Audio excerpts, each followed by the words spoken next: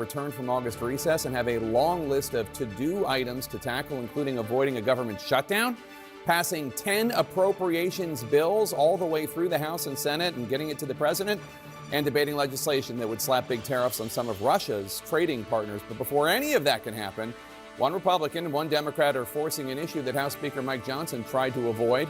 That is the release of all of the Epstein files. Democrats on the House Oversight Committee are right now speaking after talking to some of Epstein's victims. Let's listen in. The most powerful people, not only in our country, but who knows, from across the world. So today served, I think, as a reaffirming of our commitment, our profound commitment to making sure that we get justice and we get accountability. There were many themes that we heard today from the brave women who spoke to us.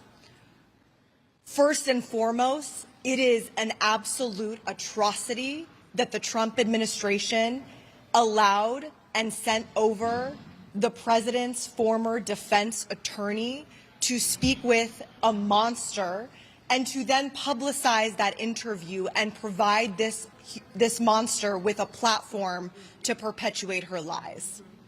The Trump administration needs to be held accountable for that. We need to demand that Ghislaine Maxwell never get a pardon from the United States government and actually serve out the time that she was given and that she deserves for the crimes that she committed.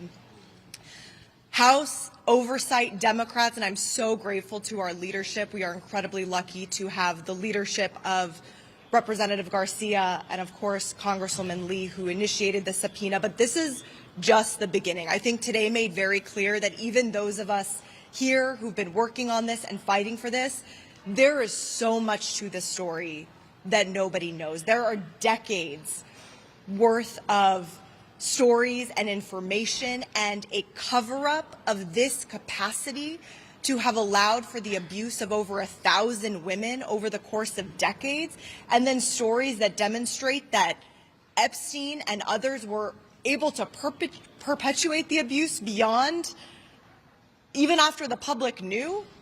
We know there's a lot more to this. And I think that this is the most corrupt administration in American history, and this story shows it more than anything. So we will keep fighting in honor of the survivors who are brave enough to put themselves out there for truth and justice, and we will not back down until there is full accountability and prevention from this ever happening again.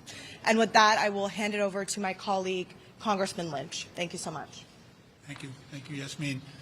Today we had the opportunity to hear from 6 courageous women who were all victims of Jeffrey Epstein and Ghislaine Maxwell. Even though there are only 6 of them in the room today, they spoke on behalf of over 1,000 other victims of Jeffrey Epstein and Ghislaine Maxwell.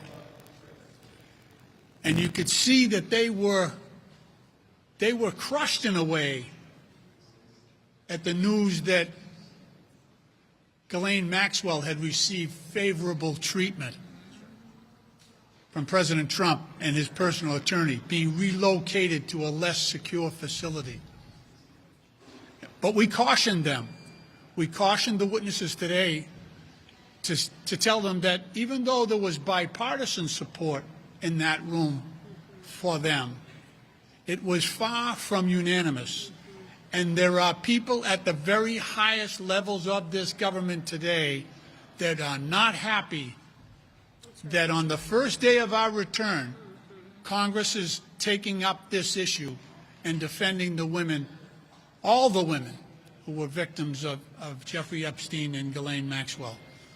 And it's only through the leadership of Ms. Summer and Mr. Garcia in spearheading this effort and making sure that this issue is treated fully and fairly on behalf of the victims that we're here today. But today, the work really begins. Thank you.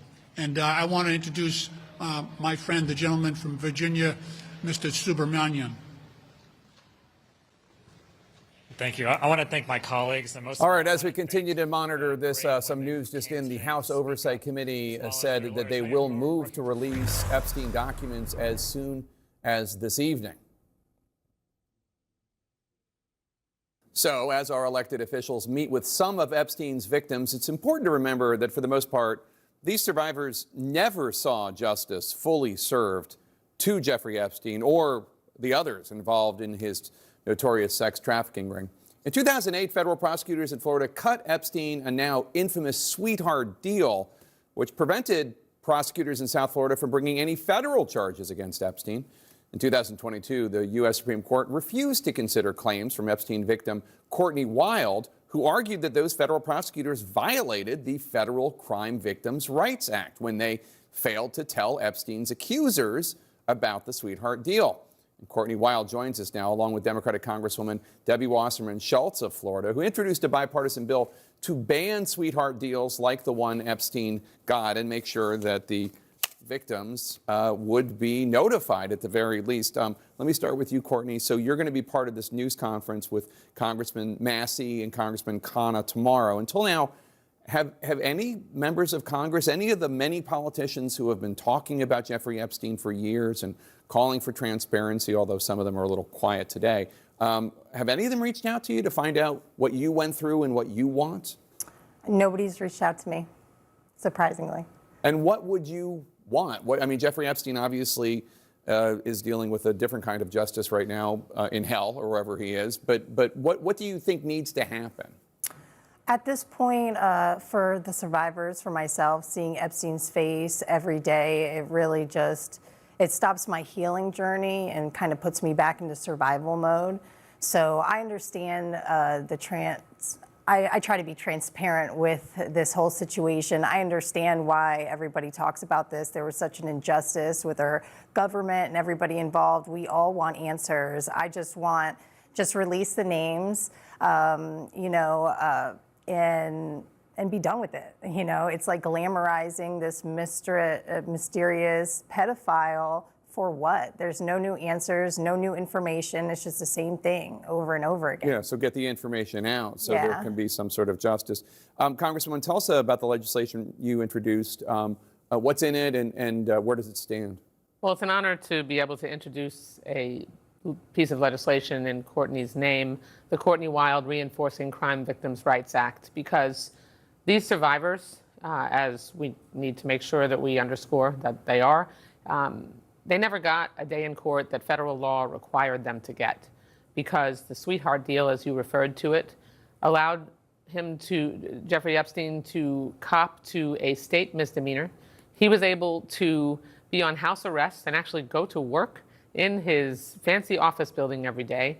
And in addition to getting off and the victims, the crime victims and survivors never being told in advance, his accomplices who were complicit in the sex trafficking were also shielded from any accountability. And that's why this legislation needs to become law, so that can never happen again, that no matter what kind of a plea deal there is, that survivors, victims of this kind of crime would be able to go to court and be told in advance what the proposed plea deal is and have their day in court and get a measure of justice.